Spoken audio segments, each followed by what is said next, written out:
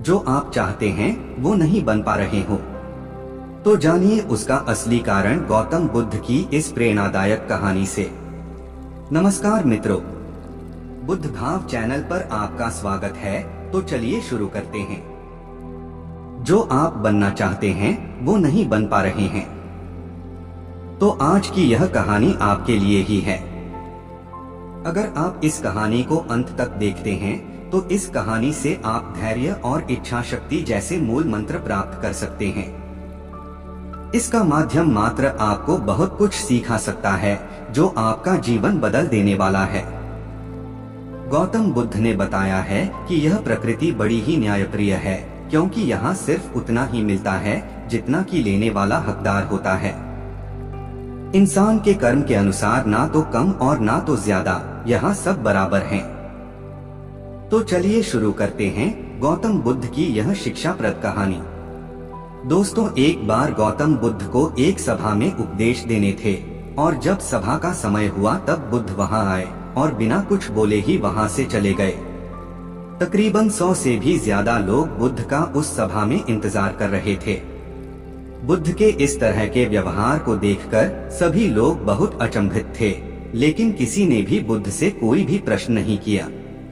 अगले दिन फिर से सभा का आयोजन हुआ और दूसरे दिन सभा में लोगों की संख्या तकरीबन घट गए। इस बार तकरीबन 80 लोग सभा में बैठे हुए थे। बुद्ध सभा में आए, लेकिन इस बार भी बुद्ध ने वही किया, यानी बुद्ध इस बार भी आए और बिना कुछ बोले ही वहां से चले गए। लोग दोबारा से चौंके, लेकिन किसी ने भी बुद्ध से कोई प्रश्न नहीं किया। अगले दिन सभा का आयोजन फिर से किया, लेकिन इस बार सभा में लोगों की संख्या और घट गई। इस बार सभा में केवल 50 लोग ही आए हुए थे।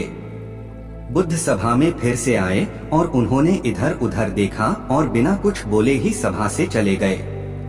उसके बाद कुछ लोग क्रोधित भी हुए, क्योंकि लोग अपना काम छोड़ कर आए हुए थे, लेकिन किसी ने भी बुद्ध से कोई प्रश्न नहीं किया। अगले दिन फिर से सभा का आयोजन हुआ।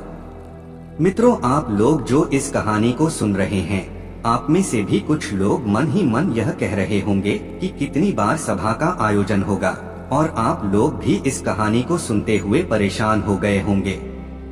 लेकिन मैं आपको बता दूं कि जिन जिन लोगों को भी अभी परेशानी होनी शुरू हो गई है, उन लोगों को तो यह कहानी बड़े ध्यान से समझना चाहिए, क्योंकि यह कहानी आपके लिए ही है। अगले दिन फिर से सभा का आयोजन हुआ, लेकिन इस बार सभा की संख्या और ज्यादा घट गई थी, यानी इस बार सभा में सिर्फ 30 लोग ही थे। फिर उसके बाद बुद्ध सभा में आए, मुस्कुराए और फिर से बुद्ध ने वही किया, यानी बिना कुछ बोले ही वहां से चले गए। इस बार भी लोग बहुत क्रोधित हुए और इस बार लोगों ने पीछे से कुछ कहा भी और बड़बड़ाए भी, लेकिन बुद्ध ने उनके किसी भी प्रश्न का उत्तर नहीं दिया। साथियों, अगले दिन फिर से सभा का आयोजन हुआ और इस बार लोगों की संख्या बहुत ज्यादा घट गई थी, यानी इस बार सभा में कुल मिलाकर 15 लोग ही आए हुए थे।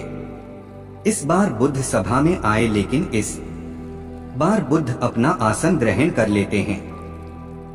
फिर बुद्ध बोले और बुद्ध ने उन 15 लोगों को उपदेश दिया और वे 15 लोग ही बुद्ध के भिक्षु बन गए, और आगे चलकर उन 15 लोगों ने ही बुद्ध के ज्ञान को अलग अलग दिशाओं में फैला दिया। फिर एक दिन बुद्ध से किसी ने पूछा कि बुद्ध कई दिनों तक बिना बोले ही सभा से क्यों चले जाते थे।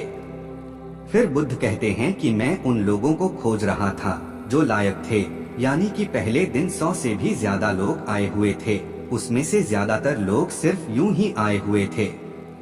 उन्हें मेरे उपदेश से कोई मतलब नहीं था, वे बस आ गए थे। और उसमें से ज्यादातर लोग सिर्फ देखने और सुनने आए हुए थे कि सभा में क्या होता है। वे मेरे काम के लोग नहीं थे, क्योंकि वे लोग मेरे ज्ञान को औरों तक नहीं पहुंचा सकते थे। मुझे तो उन लोगों की खोज थी जो मेरे ज्ञान को जन जन तक पहुंचा सके। कई दिनों तक सभा से बिना बोले ही मैं इसलिए चला गया, क्योंकि मैं यह देखना चाहता था कि वे कौन लोग हैं जिनके भीतर वास्तव में प्यास है। जिन लोगों के भीतर में वास्तव में प्यास थी, वे लोग अंत तक जरूर रुके, और जो लोग बस ऐसे ही आ गए थे, वे लोग पहले या दूसरे दिन ही चले गए। जिनके भीतर धैर्य था, उन्हें मुक्ति का मार्ग भी मिला, और जो लोग जल्दबाजी में थे वे लोग घर में बैठे हुए हैं।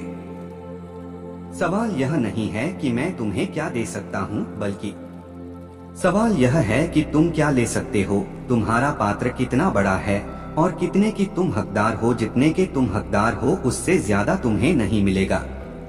फिर वह व्यक्ति बुद्ध से पूछता है कि बुद्ध लायक कैसे बने। फिर बुद्ध कहते हैं कि धैर्य के द्वारा।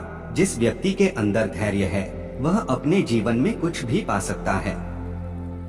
सभा में जितने भी लोग आए हुए थे और उसमें से अंत तक वही रुके जिनके अंदर धैर्य था।